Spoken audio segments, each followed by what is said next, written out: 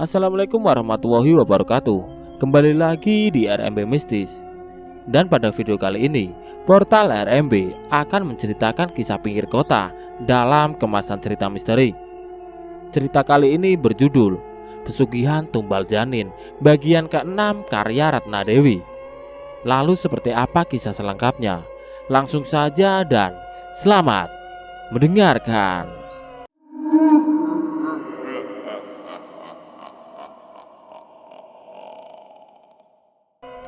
Aku pun tersentak melihat wanita tua itu bukannya kemari untuk berbela sungkawa atas meninggalnya anak Yudarmi.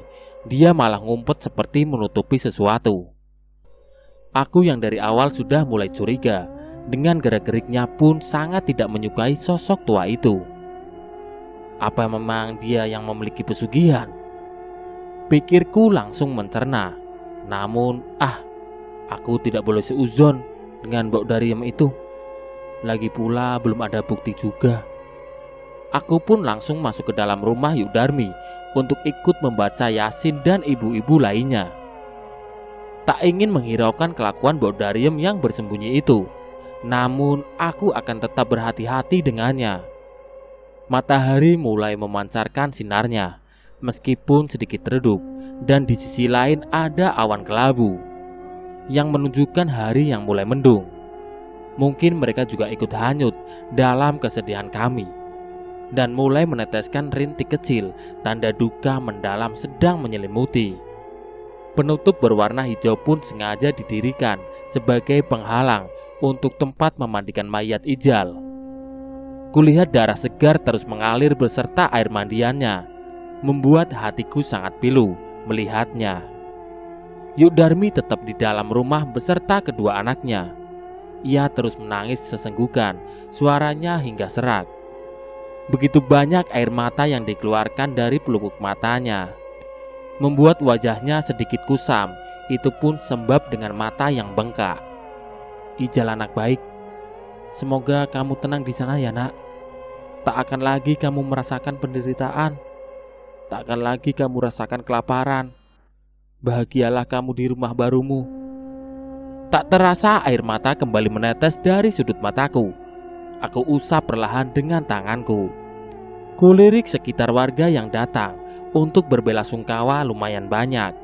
Namun aku tetap celingukan mencari sosok nenek tua itu. Tak ada. Hatiku pun sedikit kesal. Di waktu seperti ini kenapa dia tidak muncul? Malah menyembunyikan diri saat cahaya masih gelap. Aneh sekali. Beberapa warga ikut ke tempat pemakaman untuk menguburkan jenazah. Namun aku tak melihat Yudarmi yang ikut. Dan ternyata ia kembali pingsan di dalam rumah. Aku pun menghampirinya dengan membantu ibu-ibu lainnya memijat dan memberikan minyak angin. Sejenak rumah itu kembali sunyi karena warga sudah mulai pulang ke rumah masing-masing dan pemakaman pun telah selesai. Kulihat wajah Yudarmi yang sudah sadar. Dia hanya duduk melamun. Kedua anaknya tertidur dengan kelelahan, mungkin karena terlalu menangis. Yang tabah ya Yuk, jangan terlalu dipikirkan, nanti Yudarmi bisa sakit. Iya Nak Ratih, saya cuma belum percaya dengan semua kejadian ini Nak. Saya tidak sangka umur Ijal hanya sampai di sini saja. Yang membuat saya semakin sedih itu, di hari-hari terakhir dia, saya tidak mampu untuk membahagiakan anak saya. Jangankan bahagia, makan saja saya nggak mampu untuk memberinya sampai saat terakhirnya Nak. Ibu nggak mampu Nak. Maafkan Ibu Ijal. Yudarmi kembali meneteskan air mata karena mengingat kembali anaknya. Aku mengelus pundaknya, coba untuk menenangkannya, namun sulit. Dia tetap saja menangis. Jelas saja dia sangat terpukul saat anaknya pamit dalam keadaan sehat dan pulang sudah jadi mayat. Sore pun mulai tiba. Aku yang sudah selesai masak makan malam, itu pun langsung kembali ke rumah Yudarmi, ingin membantu ibu-ibu yang lain untuk menyiapkan acara tahlilan nanti malam. Aku sapa Mbak Yusni yang berdiri seperti memikirkan sesuatu itu. Mau buat apa? Buat nanti malam, Mbak? Belum tahu nih, Ratih. Kami di sini juga lagi bingung. Gak ada apa-apa yang mau dimasak. Mau tanya sama Yugdarmi juga gak enak, karena dia juga gak punya, ucap Mbak Yusni. Terus gimana ini ya, Mbak? Oh iya, Ratih, kamu temani saya ambil pisang di rumah. Bisa digoreng buat temen teh hidangan para warga yang tahlilan. Boleh, Mbak, ayo. Kami pun berjalan menuju rumah Mbak Yusni yang kebetulan ada di samping rumah Mbok Dariem. Tibalah di rumah Mbak Yusni. Aku yang mengira pisang itu sudah ada di rumahnya. Ternyata dugaanku salah. Pisang itu masih menggantung di pohonnya, belum ditebang. Memang kulihat pisang itu sudah cukup tua, dengan beberapa buah yang sudah matang dan habis dimakan burung. Tunggu sini ya, Ratih. Mbak mau ambil parang dulu di dalam rumah. Aku hanya mengangguk, menjawab ucapan Mbak Yusni. Aku memandang ke arah samping rumah Mbak Yusni, tepatnya di rumah Mbok Dariem. Rumah itu sangatlah megah. Semuanya sudah ditembok dengan bercatkan warna coklat menyala, membuat rumah megah itu tampak sedikit suram. Lalu aku pun dikagetkan dengan suara Mbak Yusni yang telah kembali di sampingku tanpa kusadari. Ratih, parangnya tidak ada. Sepertinya telah dibawa oleh suami Mbak ke ladang. Kamu tolong pinjemi parang di rumah Mbok Dariem ya. Saya biar cari karung dulu untuk tempat pisang nanti. Aku pun menelan salivaku sendiri mendengar nama Mbok Dariem itu terucap dari bibir Mbak Yusni. Iya, Mbak, jawabku. Aku pun berjalan menuju depan rumah Mbok Dariem. Baru saja masuk wilayah halamannya, namun bulu kuduku sudah terasa meremang. Kenapa jantungku berdetak sangat kencang ya? Perasaanku tidak enak. Aku mengusap dadaku karena jantungku tidak bisa dikondisikan. Kupandangi sekitar rumah. Sunyi, tak ada satu orang pun di sana. Ku coba ketuk pintu itu. 1 kali tidak ada sambutan. 2 kali tetap tidak ada sambutan. Aku coba ketuk untuk ketiga kalinya. Kalau tidak ada sambutan juga, otomatis tidak ada orang.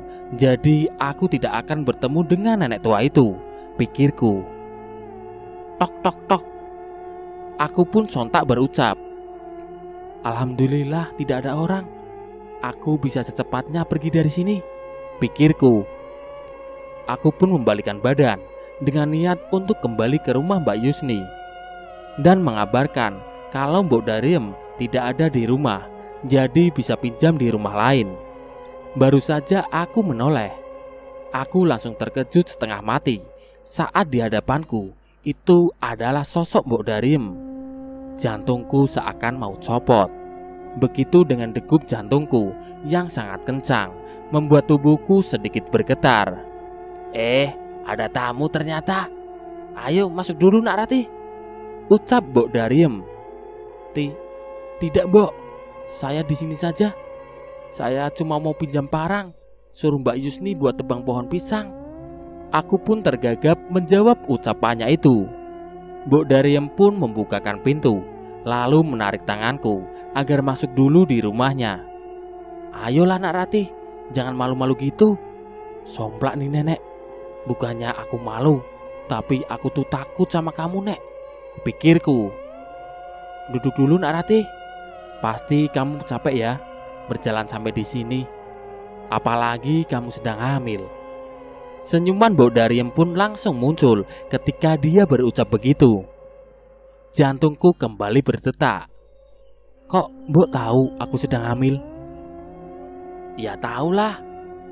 Melihat dari perutmu saja sudah kelihatan, jawabnya sambil tersenyum miring, membuat hatiku semakin gelisah. Memang benar, perutku sudah mulai membuncit, apalagi dengan tubuhku yang kurus. Sungguh begitu terlihat. Kamu mau minum apa, Nak Ratih? Tidak usah, Mbok. Saya sedang buru-buru. Kami ingin segera menyiapkan hidangan untuk tahlilan nanti malam di rumah Yugdarmi, ucapku. Kenapa kamu tidak makan makanan pemberian saya, nak? Kamu juga tidak memakai baju yang waktu itu saya kasih. Apa kamu tidak suka pemberian dari saya? Jantungku yang belum dapat ku kendalikan lantas berdegup dengan kencang kembali. Kenapa dia bisa tahu semua tentangku sih? Pikirku semakin tak karuan.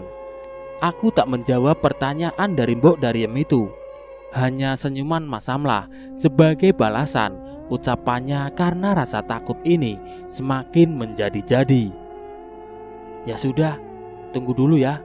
Saya ambilkan parangnya. Aku pun menunggu sekitar 10 menit, namun belum juga kutemui nenek tua itu. Lama banget sih nih nenek, pikirku. Aku gelisah berada di rumah ini. Aku merasa ada yang mengawasi gerak-gerikku, namun aku tak mengerti itu apa. Ataupun itu hanya perasaanku saja, karena aku memang tidak suka dengan tingkah laku Mbok Dariem itu.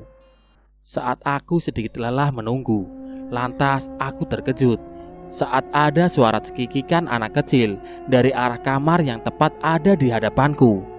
Mungkin itu anaknya Mbok Dariem kali ya, sedang main. Aku pun sontak berdiri dan berjalan ke arah kamar tersebut dengan niat ingin melihat ke dalam kamar yang tidak memiliki pintu itu.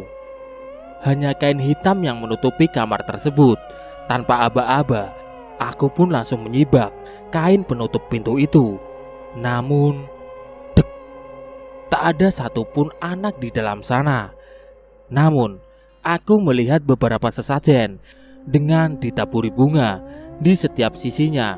Sontak dengan bau kemenyan yang langsung menusuk hidungku, membuat aku sedikit mual menciumnya karena baunya sangat menyengat. Aku pun meringsut mundur melihat pemandangan ini. Berarti prasangkaku selama ini benar. Nenek tua itu memang tak beres, pikirku. Aku pun mundur dan ingin segera pergi dari rumah Mbok Dariem itu, karena perasaanku semakin tidak enak saja. Baru beberapa langkah menuju pintu depan, aku pun kembali dikejutkan dengan suara orang yang memanggilku. Tak lain dan tak bukan, dia adalah Mbok Dariem. Mau kemana Neng Ratih? Sini dulu dong. Langkahku pun terhenti saat aku menoleh ke arah sumber suara. Aku pun langsung bergetar saat melihat dengan mata terbelalak melihat penampilan mengerikan dari Mbok Dariem itu. Rambutnya panjang berantakan dengan mengenakan baju yang serba hitam. Padahal seingatku, sebelumnya ia tidak mengenakan baju seperti itu. Wajahnya penuh dengan darah yang mengalir hingga menetes ke lantai. Dengan mengacungkan sebuah parang di tangannya, seperti hendak membacok seseorang. Aku pun berlari sekuat tenagaku. Aku kembali bergetar karena aku yang menyadari aku hanya lari di tempat itu. Aku tak dapat berlalu dari tempat terkutuk ini dengan pintu yang tertutup dengan sendirinya. Mbok Dariem yang menyerupai nenek lampir itu semakin mendekat dengan tetap mengacung-acungkan goloknya. Langkah demi langkah pun ia lajukan semakin dekat ke arahku. Aku hanya bisa diam. Aku tak kuat melihat pemandangan ini. Aku tak mampu bergerak. Lidahku kaku untuk sekedar berteriak. Aku mencoba memejamkan mata, namun bayangan Mbok Dariem tetap saja muncul di pelupuk mata. Aku menangis sekuatnya, namun tanpa suara. Saat selangkah lagi sampai di depanku, Mbok Dariem pun meluncurkan ayunan goloknya ke arahku. Aku yang saat itu dilanda ketakutan. Mungkin inilah saat terakhirku hidup di dunia ini. Aku memejamkan mata dan mencoba berdoa sebisaku. Apakah aku akan menyusul nasib seperti Ijal yang meninggal dengan tragis? Namun seketika, Bruak! Aku pun begitu terkejut mendengar suara itu. Kucoba buka kedua bola mataku, namun tak kulihat lagi sosok Mbok Dariem yang menyeramkan itu. Kuraba wajahku seraya berkata, "Aku masih hidup." Aku pun tersentak saat ada yang menepuk pundak bagian belakangku dan, "Kamu ngomong apa sih Ratih?" Sontak aku pun menoleh. Pintu sudah terbuka dan ternyata itu adalah Mbak Yusni yang sengaja menyusul aku. Mbak Yusni nyusul kemari? Iyalah, Mbak udah nunggu lama banget. Tapi kamu belum juga balik. Parangnya mana? Aku pun mengelus dada dan alhamdulillah parangnya nggak ada, Mbak. Ayo cepat kita pergi dari sini, Mbak. Aku dengan cepat menarik tangan Mbak Yusni agar keluar dari rumah terkutuk itu. Sampai depan rumah, aku pun mendengar suara cekikikan dari arah dalam. Aku dan Mbak Yusni pun saling pandang dengan bulu kuduk yang merinding. Dengan setengah berlari kami pun meninggalkan tempat itu. Akhirnya kami pun meminjam parang pada tetangga Mbak Yusni yang lain untuk menebang pohon pisang tersebut. Karena hari sudah semakin sore, kami pun gegas ingin kembali ke rumah Yudarmi. Di sepanjang perjalanan, Mbak ngerasa ada yang aneh tidak dengan Mbok Dariem itu? Semenjak anak pertamanya meninggal waktu itu, memang Mbak ngerasa ada yang berbeda sih, Ratih. Emang kenapa? Kamu lihat sesuatu ya tadi? Iya, Mbak. Tadi aku sempat ngelihat ke kamar yang tirainya warna hitam itu. Ada suara anak-anak yang sedang tertawa. Aku sibak tirai tersebut karena aku pikir di dalamnya pasti anaknya Mbok Dariem yang sedang bermain. Namun, aku begitu terkejut karena di dalamnya bukan anaknya Mbok itu, melainkan banyak sesajen dan bunga di tengahnya. Terdapat kepulan asap dupa yang baunya sangat menyengat. Mbak Yusni pun mendengarkan ceritaku lalu sesekali manggut-manggut. Apa dia pakai pesugihan ya, Ratih? Makanya tiba-tiba dia jadi kaya raya seperti itu.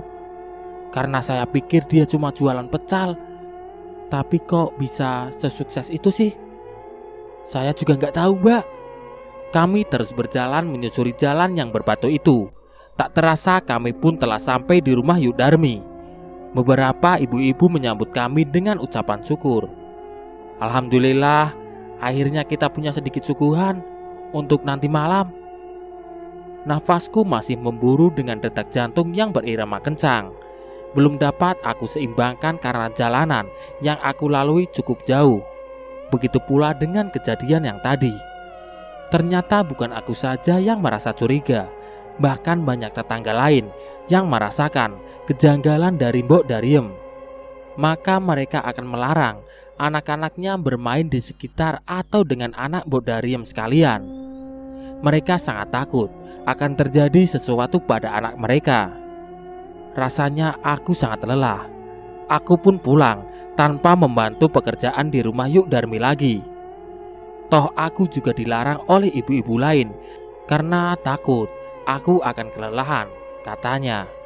Karena baru mengambil pisang di rumah Mbak Yusni. Aku merebahkan tubuhku di kasur kapuk. Rasanya pinggangku sangat pegal dan agak sakit. Aku mengelus perutku yang sudah mulai membuncit. Sesekali ku rasakan denyutan yang sontak membuatku tersenyum.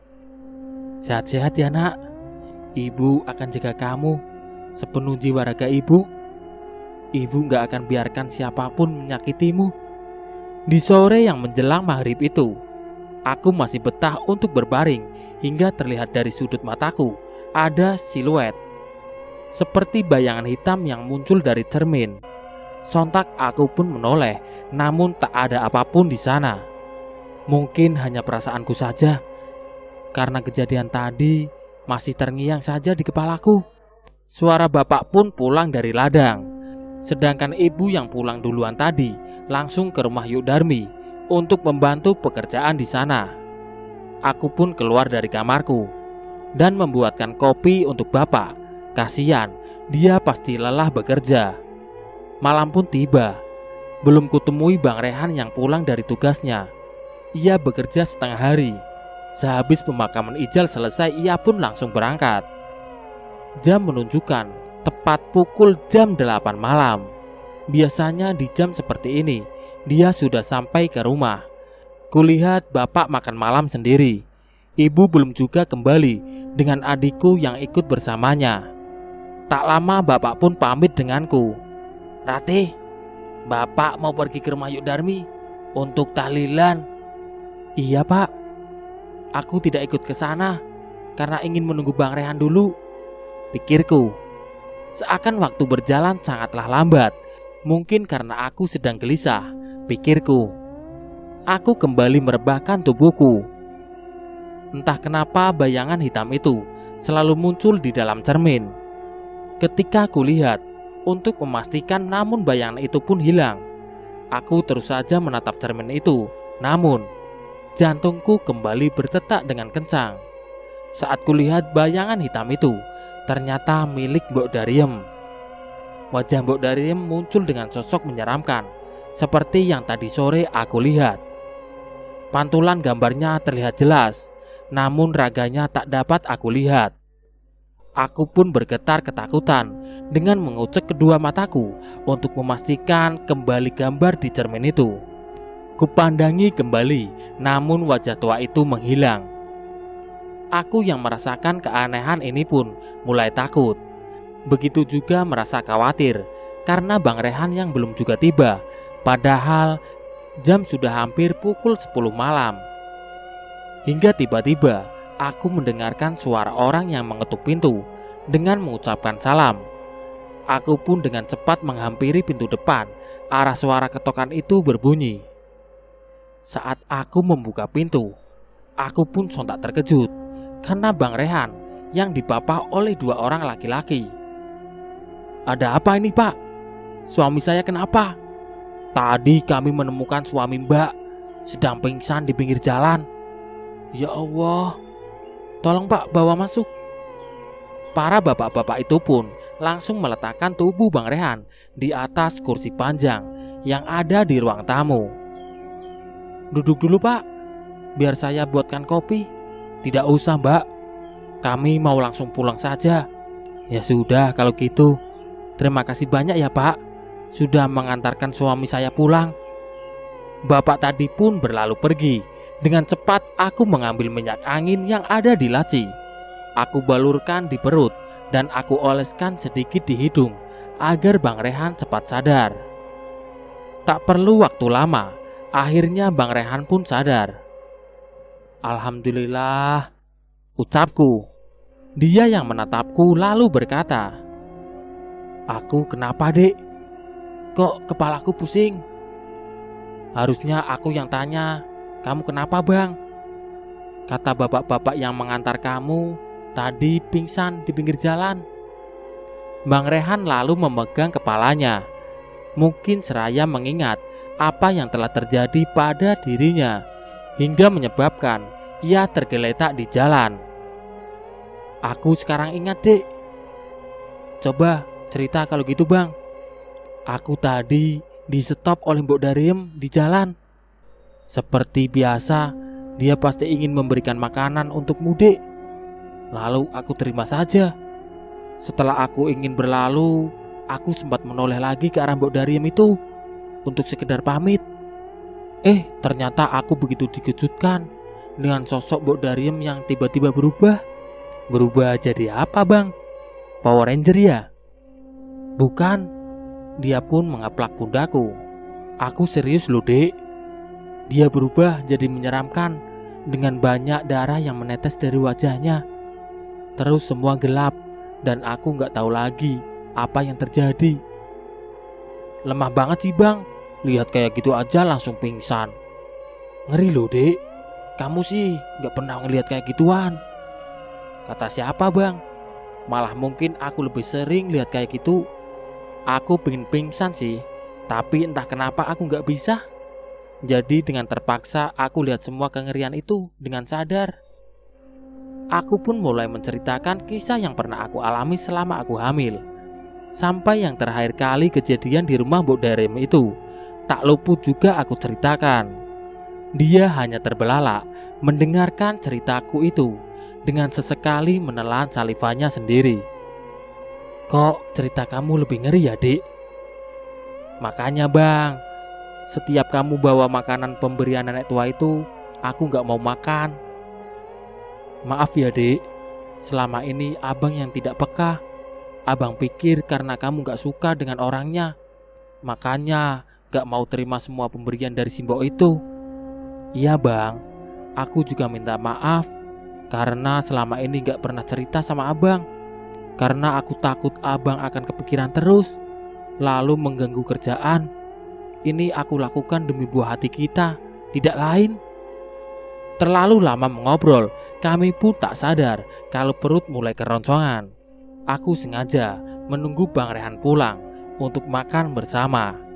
Karena entah kenapa, kalau makan sendirian itu kurang nikmat rasanya. Mari kita makan bang, nanti akan aku buatkan kopi, ucapku. Ayo, abang pun sudah lapar. Selesai makan malam, Bang Rehan lantas bertanya, Bapak dan ibu di mana dek? Kok dari tadi gak kelihatan? Aku pun langsung tersentak. Iya, tadi sih bapak tahlilan dan ibu bantu-bantu di sana. Tapi harusnya sih jam segini udah pulang ya bang. Aku pun berjalan ke arah belakang. Kubuka pintu dapur untuk sekedar melihat keadaan rumah Yukdarmi. Apa memang belum selesai tahlilannya? Pikirku. Kuperhatikan sekitar sana tak ada orang lagi. Semua sudah sunyi. Di sana sudah sunyi bang, tapi kenapa bapak dan ibu belum juga pulang ya? Tanyaku pada Bang Rehan. Tapi tunggu dulu, siapa yang ada di samping rumah Yukdarmi itu? Bang, sini deh. Itu siapa sih yang berdiri di samping rumah Yukdarmi? Bang Rehan lalu beranjak dari tempat duduknya dan berjalan menghampiri aku. Ia pun memperjelaskan penglihatannya. Lalu, itu kan bapak dan ibu dek. Tapi satunya lagi itu siapa ya? Gelap, gak kelihatan. Bang Rehan lalu mengucek matanya untuk memperjelas pandangannya. Namun, itu seperti Mbok Dariem dek. Aku pun tersentak mendengar ucapan Bang Rehan dengan menyebutkan nama yang belakangan ini membuatku risau. Mau apa lagi sih nenek tua itu bang? Gak tahu. Kita pantau saja dari sini dek. Aku terus memandangi mereka bertiga. Tidak ada hal yang mencurigakan yang kulihat sejauh ini. Malah kulihat Mbok itu telah meninggalkan kedua orang tuaku yang kini mulai berjalan pulang dengan membawa bungkusan plastik hitam yang ditenteng ibu. Aku curiga bang dengan barang bawaan ibu. Pasti dari Mbok Gendeng itu, ucapku sekenanya. Assalamualaikum. Suara itu terdengar dari bibir keriput bapak dan ibu yang telah termakan usia. Waalaikumsalam, ucapku dan Bang Rehan. Kami yang sengaja menunggu bapak dan ibu di ruang tamu itu pun langsung bertanya, Ibu bawa apa? Oh ini nak, ini pemberian dari Mbok Dariem. Katanya isinya peralatan bayi. Aku pun beradu pandang dengan Bang Rehan, lalu menarik nafas dalam-dalam dan mengempaskannya dengan kasar. Hatiku tetap saja tidak bisa tenang pada mbok itu. Bu, aku kan masih hamil sekitar 5 bulan. Bukannya Pak Mali ya beli ataupun diberi peralatan bayi kalau belum umur 7 bulan. Memang iya sih nak, tapi kalau kamu ikhlas menerimanya, ya tidak akan terjadi apa-apa. Itu kan hanya mitos saja. Gimana mau ikhlas bu? Kalau nantinya barang ini kuterima, Mbok itu malah minta sang jabang bayiku sebagai bayarannya, pikirku. Tapi kalau aku gak mau barang itu gak apa-apa kan bu? Iya, gak apa-apa nak. Coba kamu buka aja dulu apa isinya. Aku pun menuruti perintah ibu. Mungkin dia juga sedikit penasaran dengan isi bungkusan ini. Kubuka plastik berwarna hitam itu dengan perlahan. Kulihat ada beberapa setel baju, popok, dan kain bedong. Perasaanku semakin tidak enak saat membuka bungkusan itu. Bu, aku tak ingin terjadi apa-apa dengan bayiku. Meskipun itu hanya mitos, tak masalah kan jika aku ingin mengikuti tradisi leluhur kita itu? Aku ingin menolak peralatan itu bu. Boleh nak, bagus. kalau kamu tak melupakan tradisi itu. Tapi daripada barang itu kamu buang kan sayang. Akan lebih bagus jika kamu berikan pada orang yang juga mempunyai bayi. Iya Bu, besok aku akan berikan barang-barang ini kepada Mbak Cynthia. Kebetulan dia baru saja melahirkan anaknya seminggu yang lalu. Ibu hanya mengangguk dan tersenyum, mengiyakan ucapanku barusan, lalu berlalu untuk ke kamar. Istirahat yuk Dek, rasanya aku capek sekali. Iya Bang. Aku pun membawa plastik hitam itu ke dalam kamar yang niatnya akan aku berikan pada orang lain. Sebenarnya ada barang pemberian Mbok Dariem itu ada di dalam rumah saja sudah membuat aku ngeri. Namun, bagaimana lagi, hari juga sudah cukup larut untuk sekedar bertamu meskipun membawa buah tangan. Sekejap saja Bang Rehan sudah tertidur. Aku masih betah dengan mata bulat yang masih bertahan untuk terbuka. Tak kurasakan ngantuk sama sekali. Malam itu cukuplah hening, sunyi tak ada suara. Bahkan binatang malam pun enggan untuk mengeluarkan suara merdunya.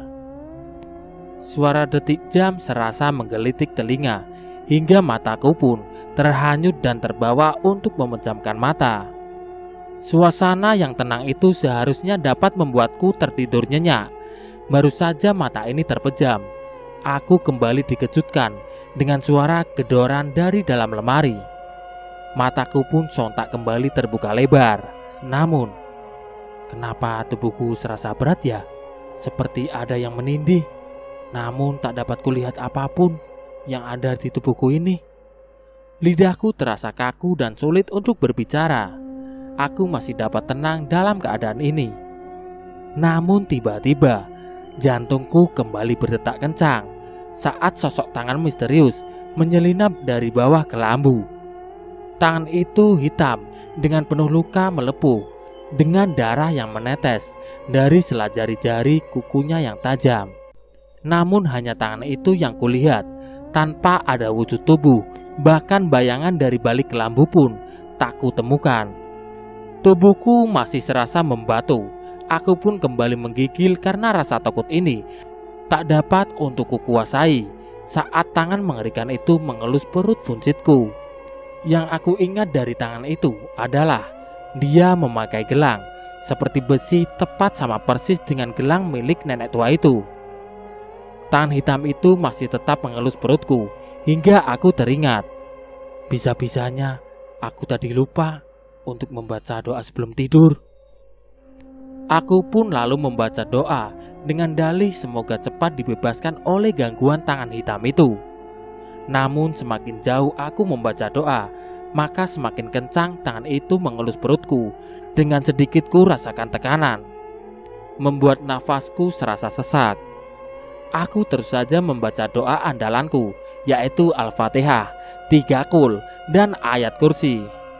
Belum lagi selesai ayat terakhir ku baca, nafasku terasa tercekat. Perutku sangatlah sesak karena tangan hitam itu terus saja menekan dengan masih sesekali mengelusnya. Tak berhenti di situ. Setelah aku selesai membaca semua ayat Al-Quran yang aku hafal, tangan hitam itu malah mencakar dan sedikit menusuk perutku dengan kuku tajamnya. Begitu sakit yang kurasakan. Air mata menetes dari sudut mata hingga Allahu Akbar. Tangan itu pun hilang. Portal RMB, itulah tadi cerita yang berjudul Pesugihan Tumbal Janin. Nantikan cerita kelanjutannya di konten berikutnya. Sekian. Wassalamualaikum warahmatullahi wabarakatuh.